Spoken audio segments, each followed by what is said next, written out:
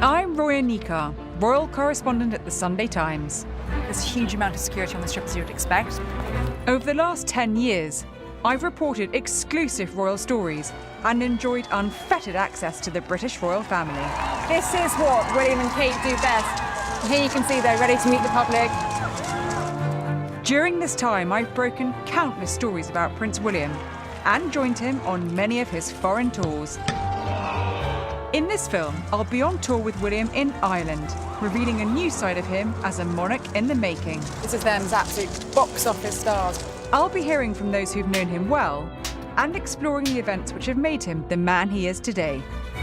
From his traumatic childhood... Those images of the boys are indelibly marked on the heart of the British people.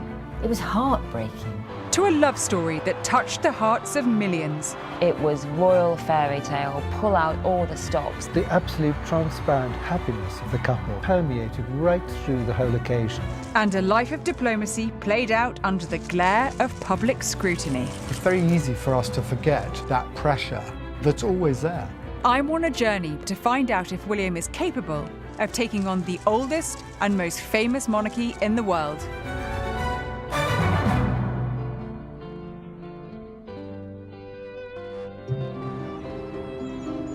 For over 1,000 years, the royal family has been at the heart of British life.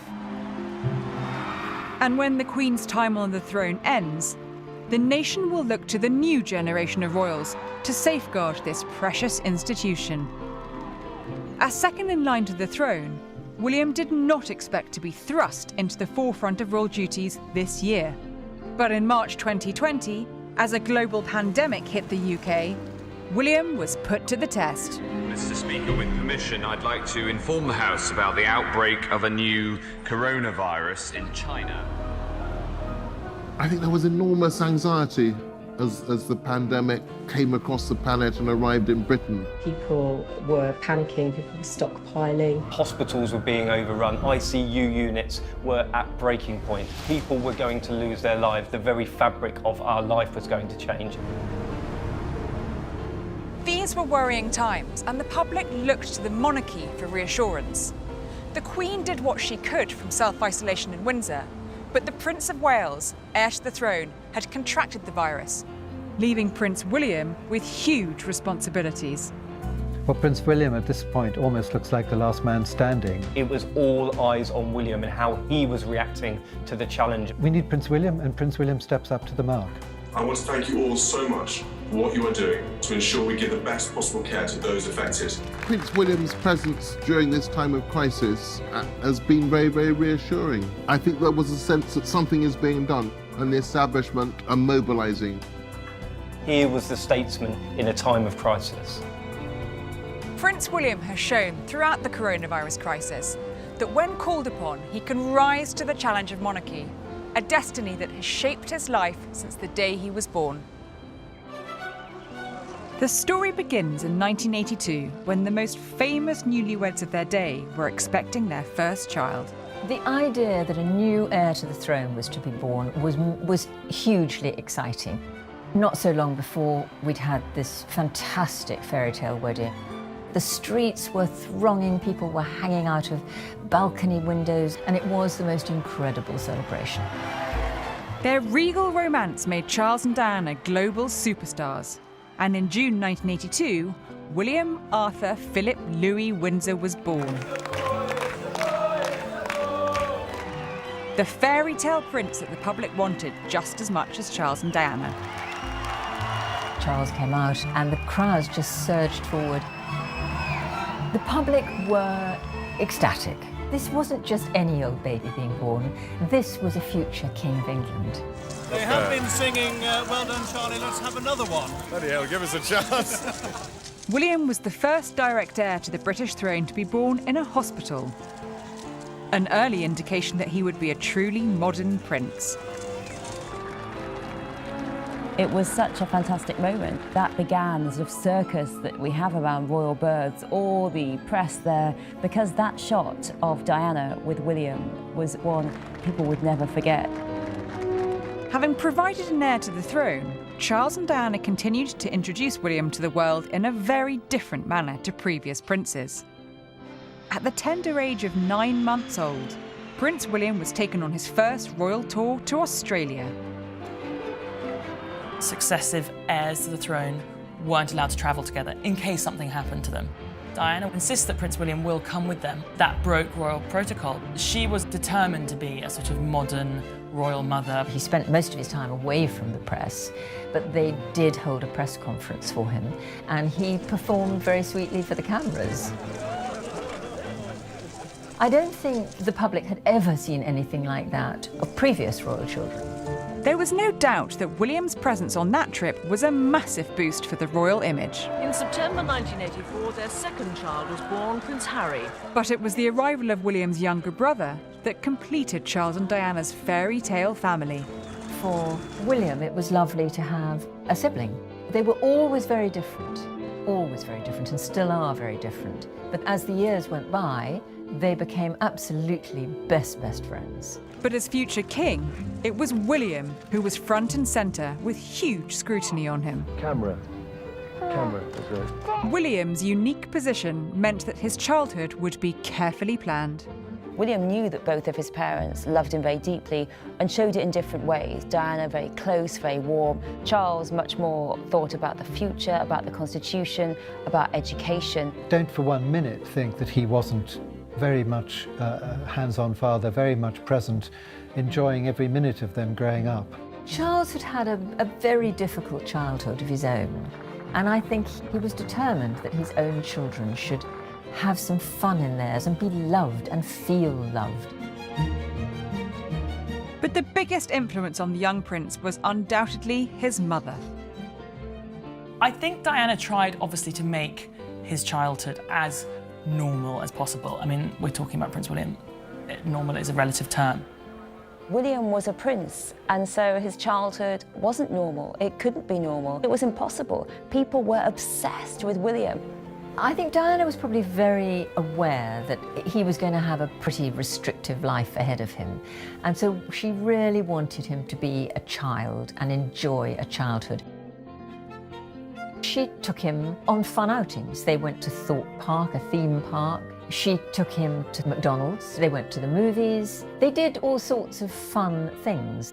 Diana herself was this incredible charity worker, did so much for people who are vulnerable and suffering, and this is what she tried to instill in William. Diana took William to homeless shelters, to HIV clinics, to give William a sense of his social obligations as a future king. I think the Princess of Wales's influence made him a more rounded person altogether. She gave him the opportunity to see an aspect of life that perhaps otherwise he might not have seen. Whilst William was experiencing life outside royal circles, behind the gates of Kensington Palace, cracks were beginning to show in his parents' marriage. Both William and Harry grew up under a sort of storm cloud of their parents. There were frequent rows, frequent door slamming, and I think they both grew up very, very aware and sort of treading on eggshells. I think Diana, as William grew older, did confide in William more about how she was unhappy and the difficulties that she had. She confided in and brought him into her problems more than she should have done. Of course, he adored his mother and he didn't want to see her upset. He passed Kleenex tissues under the door for her to dry her eyes with. It was confusing for him that she was so upset, and he wanted to make her better, but he couldn't make her better. During this time, when Diana and Charles's marriage was under relentless scrutiny in the press, William started boarding at the famous Eton College. Eton has a lot of princes from all over the world. He wasn't that special at Eton.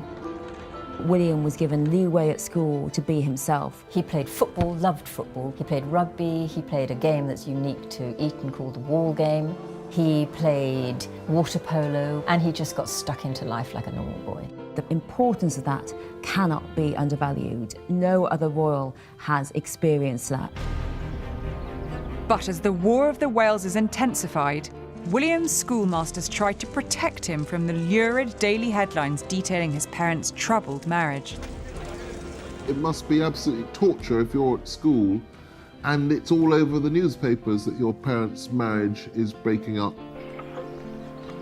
After nearly 4 years of bitter tension played out in front of the world's eyes, Diana and Charles finally divorced. After the divorce, Diana wasn't protected anymore, and she had difficulty with the press. The paparazzi press were diabolical the way they hounded her. William knew how upset she got, and he hated them for that. But no one could have predicted that the paparazzi harassment of Diana would have fatal consequences. On the 31st of August 1997, the whole world stopped. We have reports from Paris that Diana, Princess of Wales, has been killed in a car accident.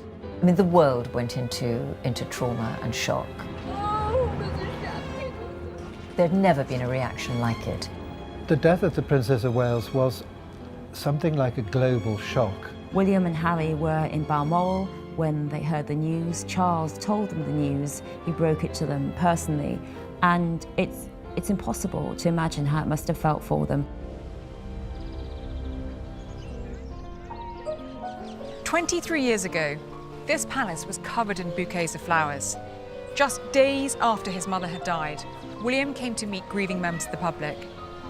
But their outpouring of emotion was so strong that it almost hijacked William's own private grief.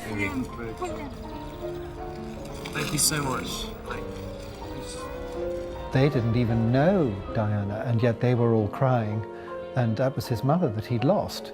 What was wrong with us as a people that we expected a child to acknowledge our grief? I think it was almost barbaric that that's what we wanted, a child to come out and say, I feel with you, just a few days after his mother had died.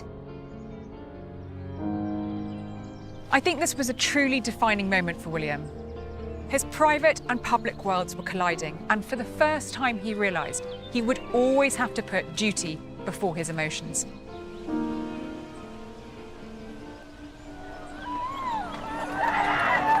The next day, Diana's funeral took place at Westminster Abbey. As the procession made its way through wailing crowds, William solemnly walked behind his mother's coffin. It was heartbreaking, yet they stoically, with their heads bowed, walked alongside their father, their grandfather, and Diana's brother, their uncle. It was their decision to walk, I was told. Provision had been made for them to be taken by car up until the very last minute if they changed their minds. It was incredibly brave. Those images of the boys at the funeral are indelibly marked on the heart of the British people. And that was maybe the day that the British public fell in love with William. The truth is, if you're part of the national story, you are expected to take part in these things which are both private events but also national pageants. So that must have been very tough for William, but I'm afraid it was his destiny. Shortly after Diana's death, the Press Complaints Commission introduced new guidelines preventing the paparazzi from hounding William in the way that his mother had been. It meant that all we'd now see of William's life would be staged press calls and meticulously planned photo ops that would continue up until the day he left university. The other thing about Eton College is that, of course, it's only separated by the Thames from Windsor and Windsor Castle. And so the Queen wasn't far away, and how lovely to be able to go and see your grandmother, who is occupying the position which you yourself will one day have. He would go up to the castle every week and he would see the Queen, and she started to talk to him about the sort of demands of the job and what would be expected of him. It was an incredibly close relationship. She is both granny to him and also the Queen, who he can watch doing the job and learn from. As he reached his teens, William was growing into something of a pin-up.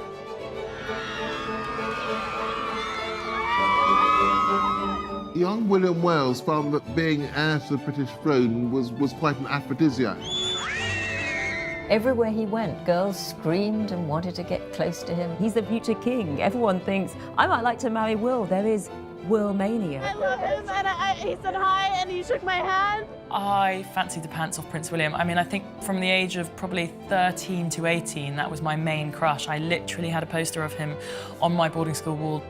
I mean, poor boy, when you're a sort of, pubescent teenager. Imagine having sort of girls shrieking at you wherever you went. He wasn't a pop star or a TV star. He was a royal and quite a serious man at this, and to be treated like this, I think, was quite difficult for him. Despite the difficulties he faced in his childhood, William was emerging as a determined and focused young man. After sailing through his A-levels, he became the first member of the royal family to take a gap year. William's whole gap year, I think, was very important in forming the man that he is today.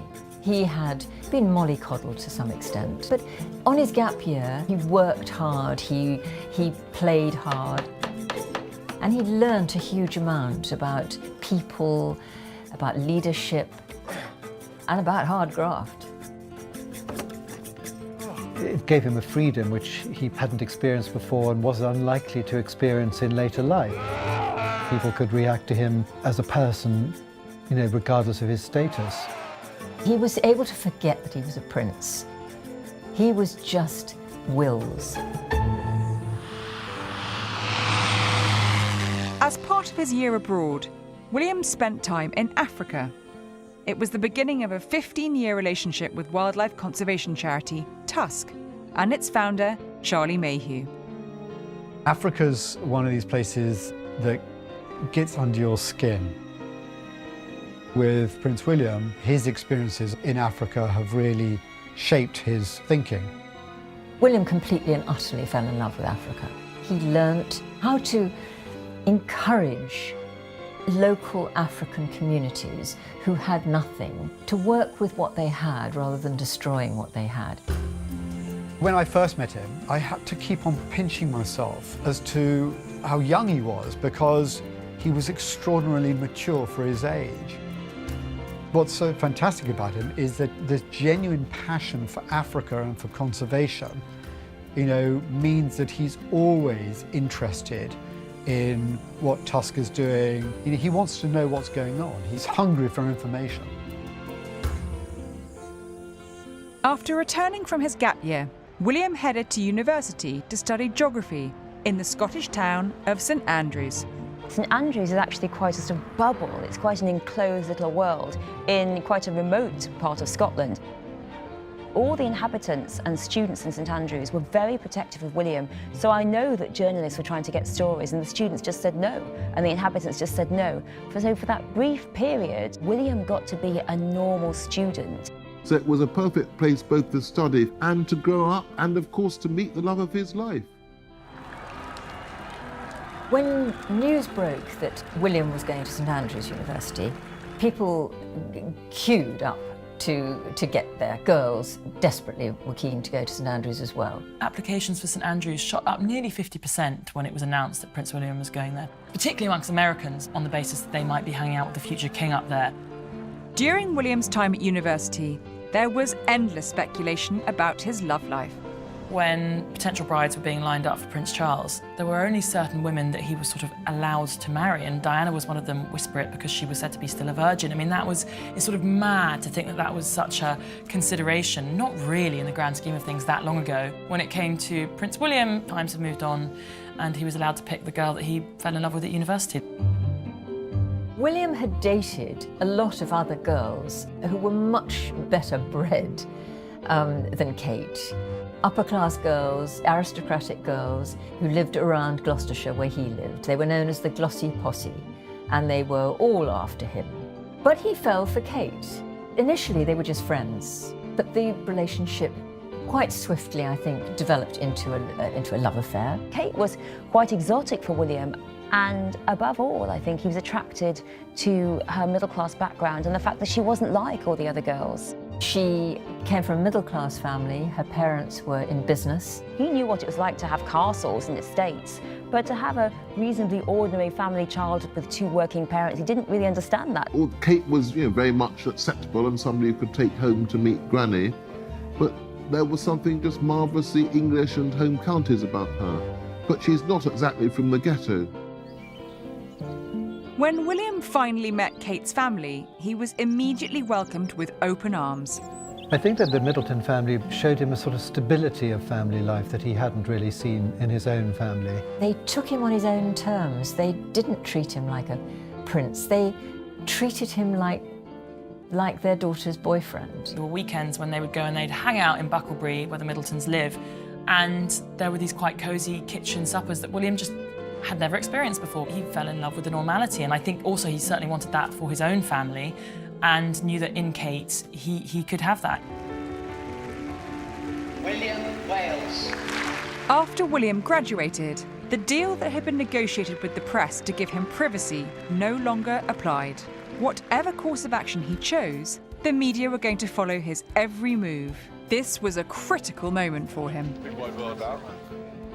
He decided to follow in the footsteps of previous royal generations and head to Sandhurst Military Academy. Military service is very important to members of the royal family, not only because it gives them structure and discipline, but also because he will one day be Colonel-in-Chief. So I think that it was terribly important. But with William out of public view once again, the paparazzi diverted their attention in Kate's direction. The press knew by this time that William had a girlfriend, they knew who she was, and they started hounding her. She was besieged by the press, and it was really very reminiscent of the early Diana days. She was being followed. It was just so difficult, almost impossible for her.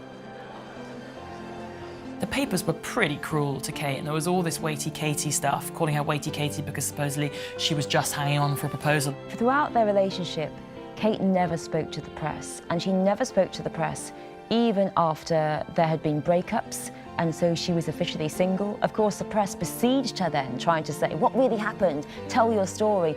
And she never said anything, and her family never said anything, and her friends never said anything. So William, I think, above all, knew that he could trust Kate. There had been a lot of headlines criticising William for making Kate wait for a proposal. But from what I know of him, he's a very considered man. He knew he wasn't just choosing a wife, he was choosing a future queen. William had seen the breakdown of his parents' marriage really damage the monarchy, and he wasn't going to risk making the same mistake. So when he decided to marry Kate here at Westminster Abbey in 2011, not only was he embracing his own future, he was securing the future of the British monarchy. On the 29th of April 2011, Prince William married Kate Middleton at Westminster Abbey in a fairy tale ceremony watched by over 2 billion people across the globe. It was royal fairy tale, pull out all the stops. It was just wondrous. Huge crowds, a huge event. The absolute transparent happiness of the couple just permeated right through the whole occasion. It was romantic, it was intimate and yet public. And it was, without doubt, the wedding of the century. A lot of Britain had a sense of ownership over William. They had seen him grow up, they'd watched his whole childhood, they'd seen what a sort of traumatic childhood he'd had, and were so invested in this huge fairy tale wedding. We were very much all with them together because we so wanted this prince to have his happy ending. Probably quite a few tears shed around the country at that point. The wedding had been an enormous success and cemented their position as the most popular royals of the day. But what happened next was almost more important, and it's not what you would expect. The Queen basically said to herself, this young couple have a future in the Royal Goldfish Bowl, and it's tough and it's brutal. Let's give them a break for as long as we can. He wanted, I think, to find his own way to mature as a man before getting into what he knew was going to be a very, very long haul of a public life lasting decades. Instead of joining the ranks as full-time working members of the royal family, shortly after his wedding, William followed in the footsteps of his grandmother. There's a period in the Queen's life when her husband was a naval officer in Malta, and she hadn't become queen, and they had a couple of years in Malta where she was a naval wife. Though there was the grandeur, they went to somewhere sort of almost ordinary, a small community where he was doing a job, and she was looking after him and building their life together. William wanted to experience his own Malta moment, so he and Kate decided to head off to the island of Anglesey in Wales. Anglesey is a very remote part of Britain. It's miles from anywhere, and he had a farmhouse there. No great palace, no servants. They were allowed to really go about daily life much as a young couple madly in love would be. People were just completely relaxed about it. They saw Kate at the supermarket, they saw William at the pub. It meant that in all the madness of the royal life, there was some ordinariness. So I think that was very, very powerful in terms of the building blocks of their marriage. William's job as a search and rescue pilot gave him a sense of independence, which had not been an option for previous heirs. Doing royal work, being a member of the royal family, you are idolised and photographed and kowtowed to and bowed down in front of because of who you are, not because of what you've done. William was being allowed to do something real. He was saving lives, and at the end of the day, he felt good about himself. One of the most important duties as future king is to assure the line of succession. So when William and Kate welcomed the arrival of Prince George, the country was ecstatic. I remember standing outside the Lindo wing when he and Kate emerged with Prince George. It was so uplifting to see how happy they were. It's got her looks, thankfully. No, I'm not sure about that. There was a nation of proud grandparents out there, if you like, people who'd watched him grow up, and then finally seeing him have a child of his own. People felt really protective, but also elated. This was him embracing his role. Yes, I'm a private person, but I can't always be private. I've got to have this private moment in public, but I will buckle the baby down, do my duty, and move on to the next chapter of my life. Once William had settled into family life, he was ready to assume more responsibility. William and Kate had moved to Kensington Palace in London. And in 2017, William gave up his job as an air ambulance pilot to take on more royal duties, including foreign tours. Well, the Queen no longer undertakes overseas visits, so William and Kate now are effectively doing this job in support of the Queen. It is a lot of pressure for them, but William and Kate are stepping up into this role of being senior diplomats. I've reported on many of these diplomatic visits. Thank you. And today I'm travelling with William on a highly sensitive trip to Ireland. Over the last few years, I've seen William transform into an international statesman and become one of our most valued diplomatic assets. Royals go on tour to, yes, shake hands and smile and look great at receptions. Most of all, they are there to create political and diplomatic bonds with other countries all over the world. The importance of a royal visit to any country overseas is enormous. A tour like this, which is diplomatically so important, so sensitive, is all part of William's training and his rise up that diplomatic ladder in the royal family. There's no doubt that the British monarch and the senior figures in the British monarchy are major figures on the world stage. So in a way, Prince William had to be inducted.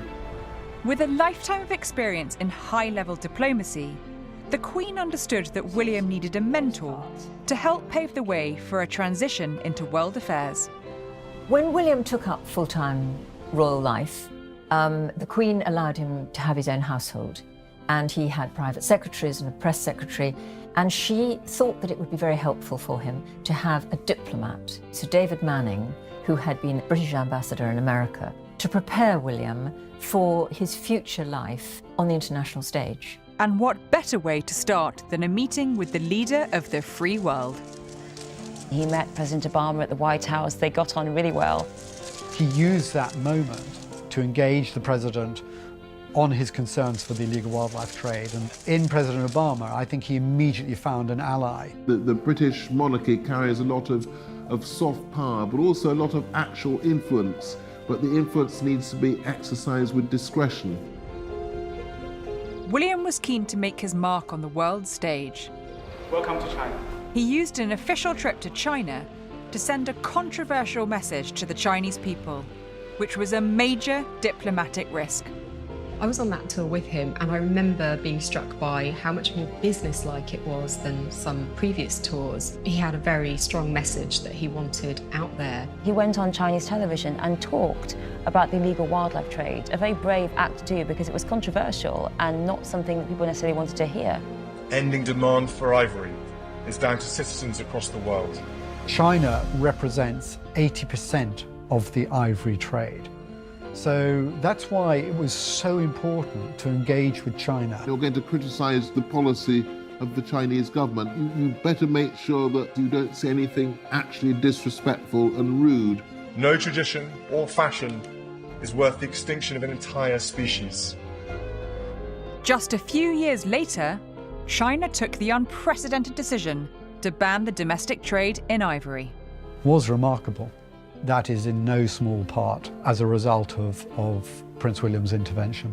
His training and his education and all that had gone into those 34 years had turned him into the most remarkable young man with huge diplomacy skills. Post-Brexit relations between the Republic and the UK. William and Kate touched down in Dublin. In recent years, we have seen the Cambridges picking up more of these diplomatically... I'm just getting images of William and Kate at President Higgins' residence, so I'm just going to tweet out that footage now. As a senior member of the royal family, William works on behalf of the government to represent the United Kingdom on the international stage. It's the sort of bread and butter of royal tours. It's the very formal, official side of things, doing what the government want them to do, building on those bilateral relations. It's a serious responsibility, and one that bears the weight of history and tradition. This is what they do so brilliantly, this very poignant, commemorative laying of a wreath. With the world's eyes watching his every move, he cannot afford to slip up. Britain relies on Duke and Duchess of Cambridge to do this kind of sensitive diplomatic work. I've got to go and file the copy now. The government was realising that William was quickly becoming the go-to royal for sensitive diplomatic missions. In 2018, the Foreign Office sent him on a high-profile mission to Israel and the occupied Palestinian territories. William doesn't seem to have put a foot wrong so far, but it's always tricky to step into the morass of high-level Middle Eastern politics. It was the first ever official royal visit to the region, so William had to get it right. I was on the official visit in 2018 with William. He spent months prepping for that visit, reading up on history, politics, diplomacy, having briefings with his aides and Foreign Office advisors. He was determined not to put a foot wrong. During the trip, we travelled to Ramallah in the occupied Palestinian territories, where William saw the tremendous hardships that the Palestinians were living under. That evening, he was due to give a speech to young Israelis and Palestinians in Jerusalem. But on the way back from Ramallah, he changed his speech to emphasise the UK's solidarity with the Palestinians. I saw at Jalazone the tremendous hardships faced by the refugees. My message tonight is that you have not been forgotten. William was walking a diplomatic tightrope throughout the whole trip, but he wasn't afraid to speak out. This moment showed him moving from being a jobbing prince to an international statesman. Whilst a large part of William's path to becoming king involves high-level diplomacy, to be a truly modern monarch, he'd have to connect with ordinary people and the issues affecting their lives. William and Kate have been inside Jigsaw, which is Ireland's leading mental health charity for young people. Mental health is a very big thing for the Duke and Duchess, is something that the Duke has really committed himself to. And I think teenagers and people with mental health issues respond to that because they know from the last few years it's been their key campaign.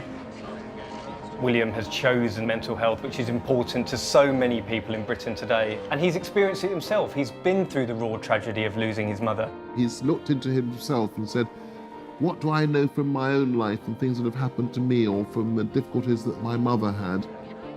If I speak about this, I can really make a difference and I can be much more authentic. His interest in mental health was not seen as fashionable or even appropriate for some elite members of society. And here's William saying, we need to talk. In the late 2010s, Britain saw an unprecedented series of teenage suicides as a result of online bullying. Shocked by what was happening, William needed a clear strategy to tackle the issue head-on.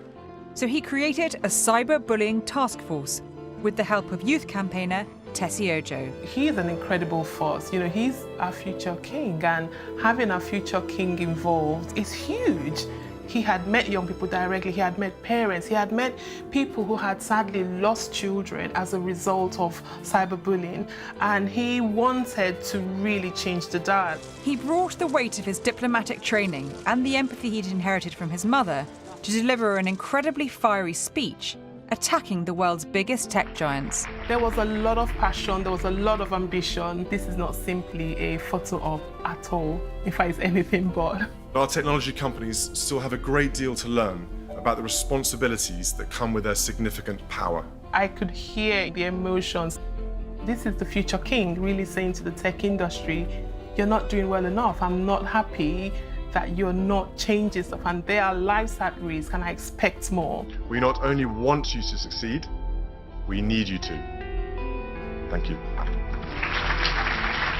I think it's very brave of William to really reshape the notion of what we expect from the monarchy. It's not just soft speeches about how we all have to like each other. We actually have to make practical recommendations. You get the feeling that he is, and Kate, really committed to what they're doing. They are using their power, their soft power, to make a difference. William's journey from shy schoolboy to international statesman has been a remarkable one. It's wonderful that the Duke and Duchess of Cambridge are coming to Galway. They're a great advertisement for the British royals, and we love them. I'm very excited with the idea that I'd seen. Likewise, yeah. While he's now front and centre, much of his success is down to his partnership with Kate. And if he's to steer the monarchy through the 21st century, he'll need her by his side. Public life is very, very difficult if you have to do it by yourself. I think William and Kate are very, very much a team. One day they will be king and queen, so he will have more power, but she will have immense influence. She's establishing herself as a woman in her own right, with her own interests and her own voice, and yet she's not overshadowing William. This is what William and Kate do best. They've done all the formal stuff and now they're meeting the crowds, doing the walkabout. And here you can see they're ready to meet the public. These kind of engagements are where you see them as a brilliant double act. They'll work the crowds and they'll make sure they get to see as many people as they possibly can. And I've seen on many tours the impact that their working relationship has on their diplomatic missions. William and Kate on tour really are a force to behold. There's something of the star quality about them. From the moment they step down off their plane, and they always look, I never know how they do it, they always look completely amazing. They might have just been on a very, very long distance flight, but there they are, coming out as fresh as daisies. They're basically the dream team. William and Kate's presence as a diplomatic powerhouse was never more evident than on their trip to Pakistan in 2019. It was the first royal visit there in more than 13 years. The royal visit to Pakistan was said to be their most complex. Your demeanour needs to be right, your clothes need to be right, any inappropriate thing that you say will be jumped on. But they rose to the challenge.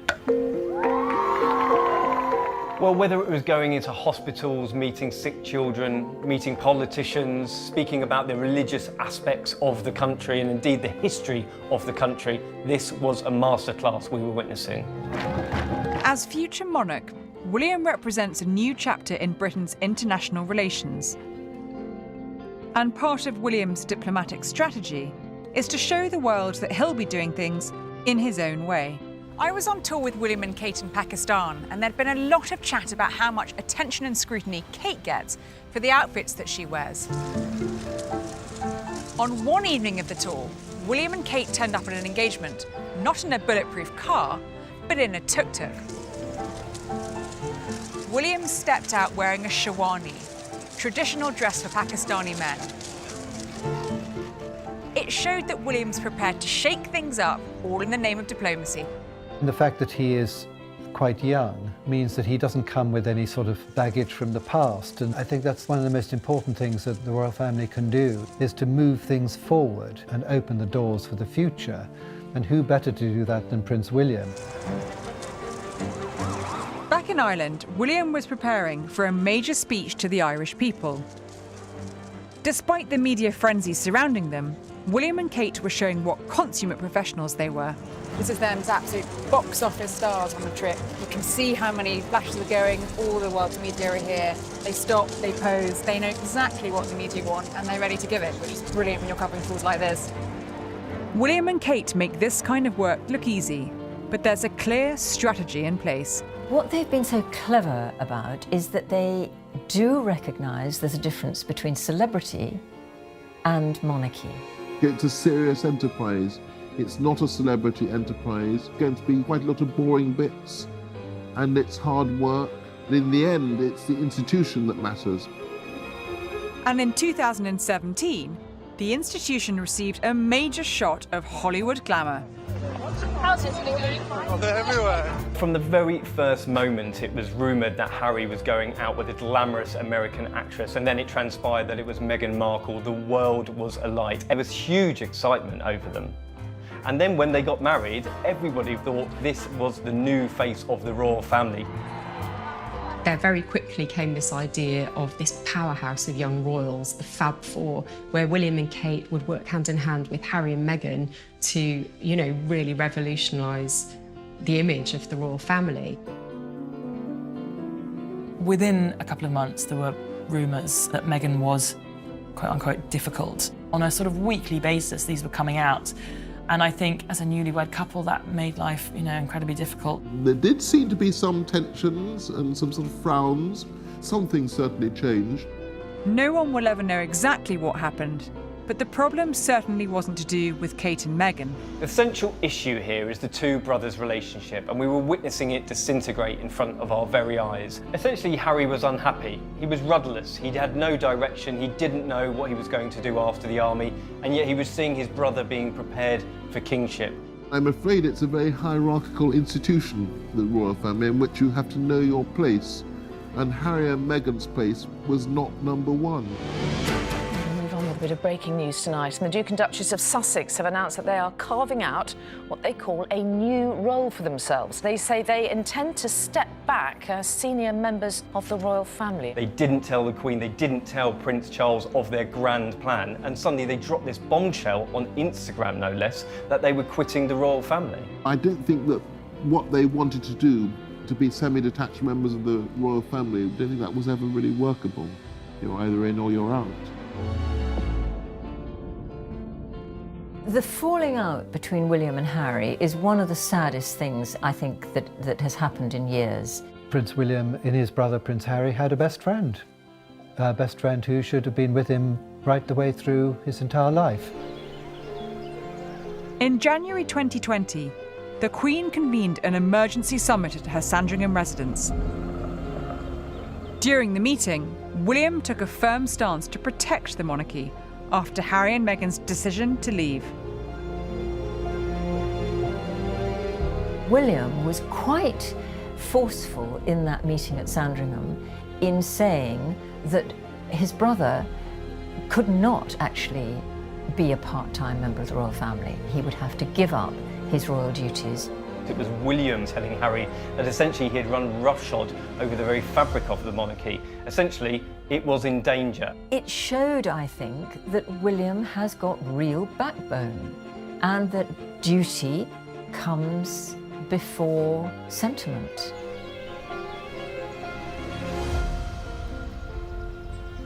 Harry's departure shook the royal family to its core. I wrote an article about how William had said he felt he'd had his arm around his brother all his life and he couldn't do it anymore. He was devastated. William had lost his teammate.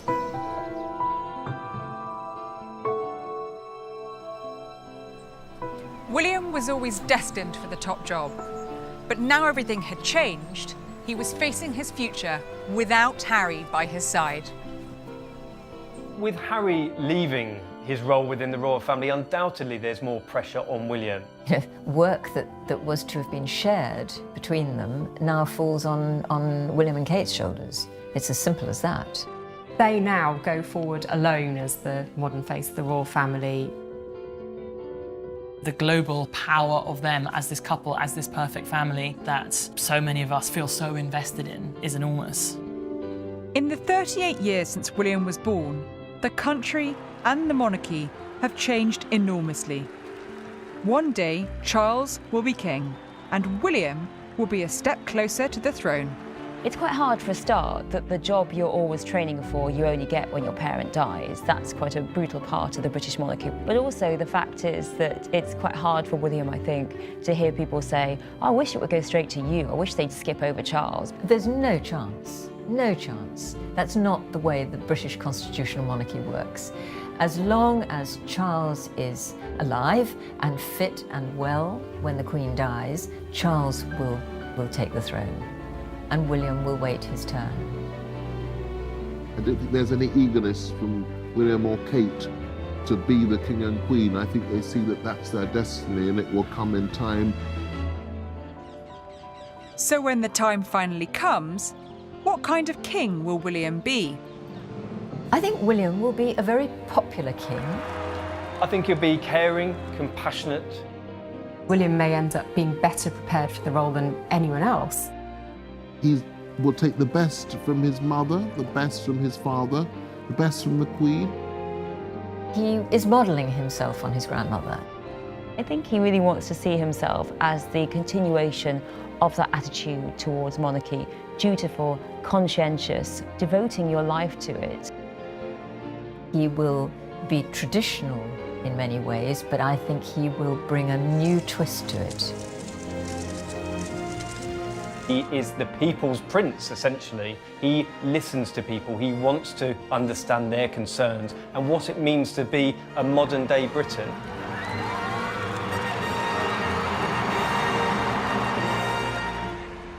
From my time spent working alongside Prince William, I know that he'll be a very kind king, a man who cares about the mental health of his subjects, and a king who isn't afraid to challenge the status quo. Ultimately, Prince William will be a very modern monarch.